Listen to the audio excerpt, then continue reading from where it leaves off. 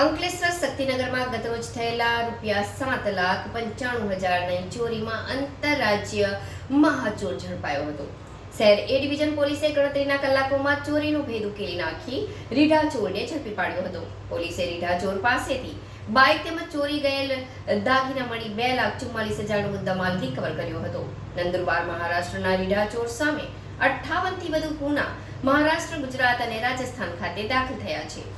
ગતરોજ અંકલેશ્વરના શક્તિનગર ખાતે તસ્કરોએ બંધ મકાનને નિશાન બનાવી ₹7,95,000ની મત્તાની ચોરી કરી ફરાર થઈ ગયા હતા। જે અંગે શહેર એ ડિવિઝન પોલીસ મથકે ફરિયાદ નોંધાતા પોલીસે ટેકનિકલ સર્વેલન્સ, FSL અને ડોગ સ્ક્વોડની મદદથી તપાસ શરૂ કરી હતી। પીઆઈ પ્રજ્ઞેશસિંહ ચાવડાના માર્ગદર્શન હેઠળ સર્વેલન્સ સ્ક્વોડ અને અન્ય ટીમ દ્વારા સ્થળ તપાસ, આજુબાજુના માર્ગ પર લાગેલા સીસીટીવી ફૂટેજનું એનાલિસિસ કરી તપાસ કડી જોડતા ચોક્કસ માહિતી મળી હતી કે જીમી ઉર્ફે દીપક કિમ ઓલપાડના મુલદ ગામ ખાતે રહે છે અને તેને ચોરીમાં સામેલ હોવાનું જાણવા મળ્યું હતું।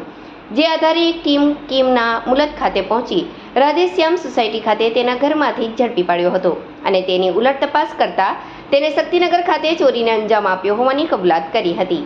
પોલીસે તેની પાસે ચોરીમાં ગયેલ સોના ચાંદીના દાગીના કિંમત ₹2,04,060 અને પલ્સર બાઇક કિંમત ₹40,000 મળી ₹2,44,060નો મુદ્દામાલ રિકવર કર્યો હતો। અત્રે ઉલ્લેખનીય છે કે ચોરી કરી મહારાષ્ટ્ર નંદુરબાર ભાગવાની ફિરાકમાં હતો। તે પૂર્વે જ પોલીસે તેને ઝડપી પાડ્યો હતો।